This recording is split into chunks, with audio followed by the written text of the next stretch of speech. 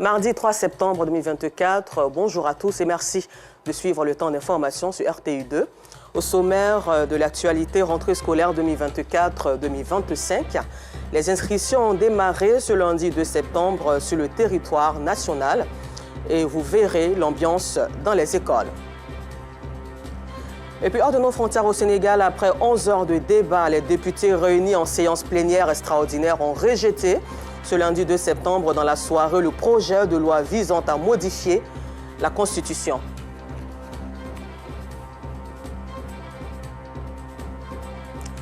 Encore merci à vous d'être des nôtres sur RTI2. Rentrée scolaire 2024-2025.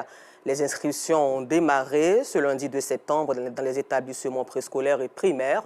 Dans certaines écoles, dans les communes d'Abobo et de Cocody, il y a une forte affluence des parents, tandis que dans d'autres, les parents se font rares. Occasion donc pour les responsables de ces écoles de lancer un appel aux parents. Le constat d'Assit Andiara et Gitonia. Tôt ce matin, les parents d'élèves ont pris d'assaut les écoles maternelles et primaires dans le but d'inscrire leurs enfants dans le cadre de la rentrée 2024-2025. Dans la commune d'Abobo, au sein du groupe scolaire d'excellence Children of Africa, leur aide à la vérification des dossiers. Comme toutes les années, le premier jour, nous assistons à une affluence des parents. Tous souhaitent que les enfants soient au groupe scolaire d'excellence.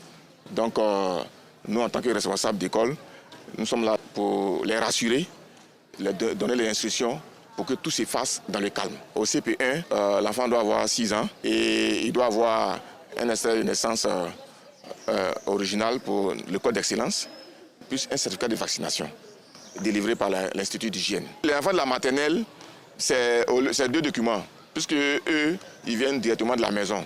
Donc c'est l'extrait de naissance plus un certificat de vaccination. Ici, l'affluence des parents dans cette école se justifie par la qualité des cours dispensés. Nous sommes ici depuis 5 heures. C'est une école d'excellence. Donc vraiment, on reste ici à l'école. Donc pour cela, il y a des sacrifices à faire. C'est une école d'excellence. Puis le cadre, il est beau. Donc c'est normal pour nous, parents, de recourir aux meilleures structures pour pouvoir encadrer nos enfants. Non loin de là, dans la commune de Cocody, dans ce groupe scolaire, les inscriptions se font timidement. Ça s'est bien passé, nous sommes venus, la directrice aussi du CP1 qui nous a bien accueillis, qui nous a donné les différentes formalités à faire et autres, c'est gratuit. Et puis on a procédé à l'inscription de l'enfant et on attend tranquillement la rentrée des classes le 9 septembre. On reçoit les dossiers et on les inscrit. Il y a des parents qui quittent ailleurs, qui viennent, ils sont très nombreux. Mais comme ceux d'ici sont prioritaires, on ne peut pas encore les prendre. Puisqu'on nous a donné un nombre qu'on doit respecter au CP1 cette année. On ne doit pas dépasser. L'inspecteur nous a dit de prendre 50 élèves au CP1. Toujours dans la commune de Cocody, dans cet établissement scolaire, les parents d'élèves se font rares ce premier jour d'inscription. Nous avons commencé les inscriptions, mais vous voyez, c'est un peu timide. Comme c'est le premier jour ici. Nous avons l'habitude de venir à la rentrée, mais je profite de votre micro pour lancer l'appel aux parents qui viennent s'inscrire. Parce que le 9, je démarre. Et le 9, je n'aurai pas le temps de faire l'inscription. C'est pour travailler. Donc j'attends les parents. Depuis ce lundi 2 septembre, les inscriptions des élèves de la maternelle et du cours préparatoire 1, CP, prendront fin le vendredi 6 septembre 2024.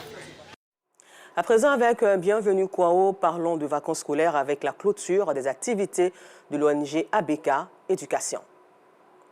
Élèves, parents d'élèves et enseignants de la commune de Port-Bouët ont été célébrés lors de la 15e édition de la cérémonie de clôture des activités de vacances de l'ONG ABK Education. Au cours de cette rencontre, les 3 meilleurs élèves des classes de primaire et de secondaire ont été récompensés pour leur performance lors des cours de vacances.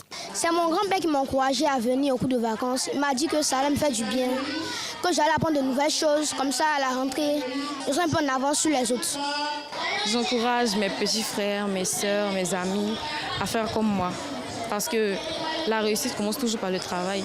Vraiment, de voir l'ambiance, de voir l'encadrement que les enfants ont, ça a été un apport en plus aussi du suivi que nous faisons à la maison. La dimension éducative des activités de vacances de l'ONG ABK Education a également été illustrée à travers plusieurs activités extrascolaires et un mini-oiseau vacances au cours duquel les élèves ont démontré leur savoir-faire en matière de théâtre et de danse.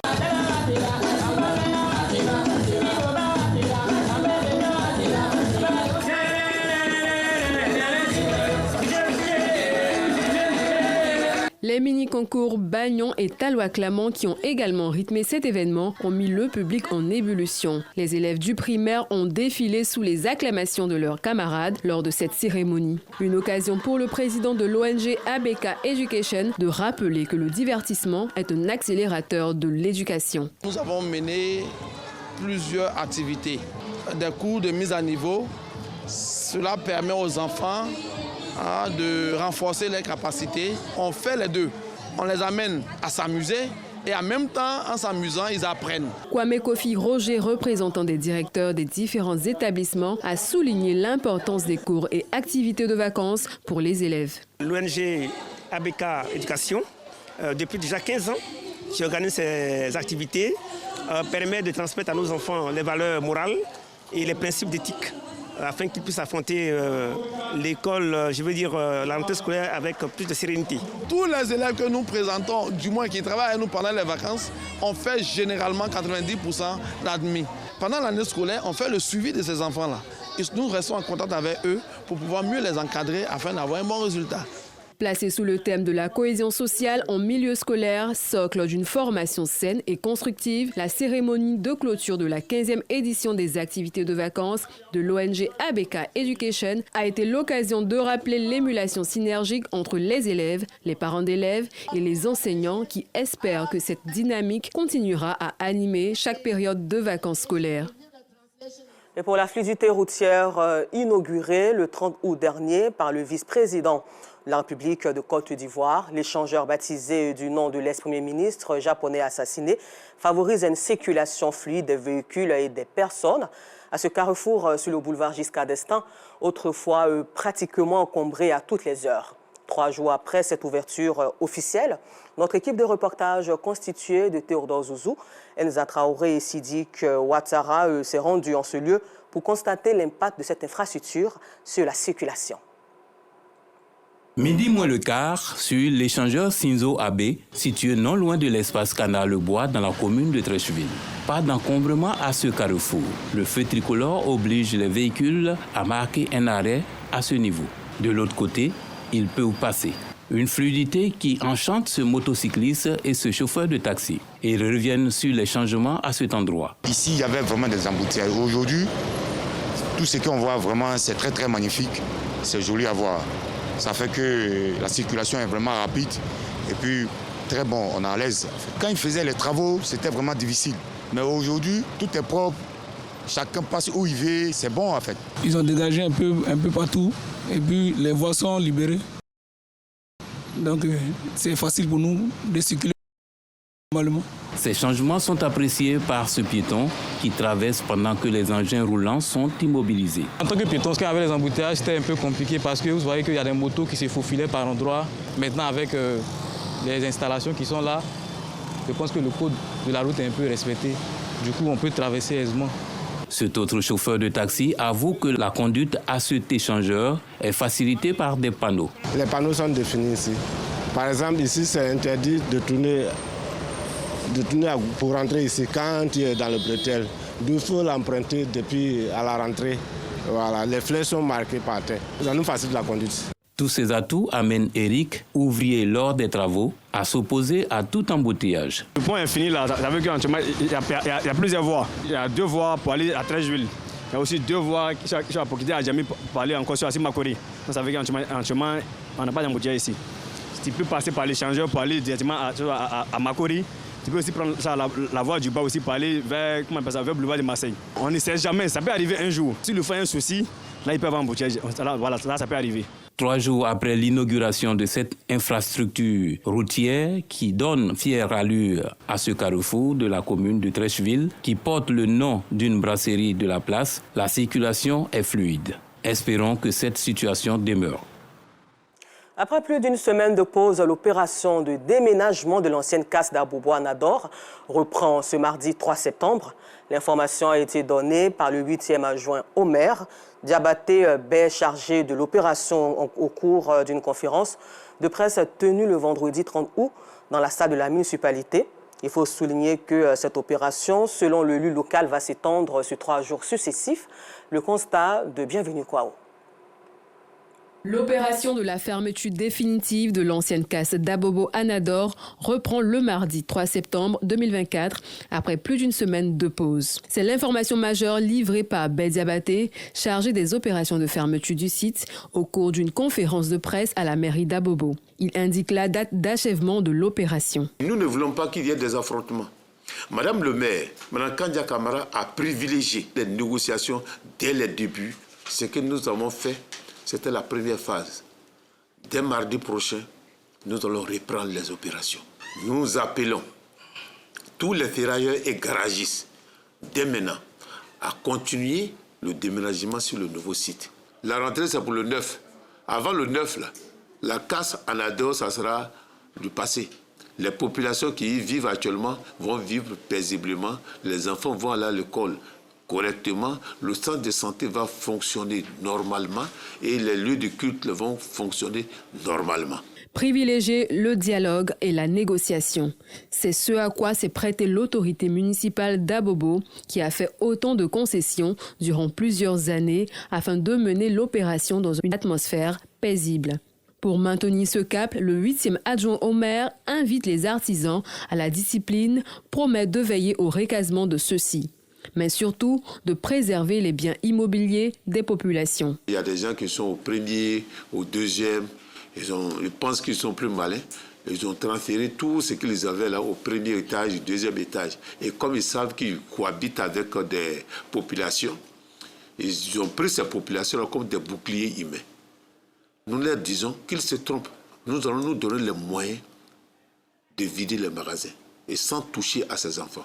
À ce rendez-vous, l'autorité communale a précisé que l'activité des ferrailleurs n'est pas interdite à Abobo, mais le site d'Anador n'est pas approprié. Une fois le site libéré, il annonce un aménagement incessant des voies d'accès depuis le château au rond-point d'Anador.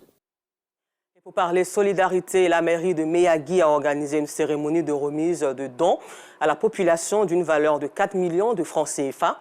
Une action qui vise à créer le sens de solidarité et de partage entre filles et fils de Meyagui, Aïcha Guiri.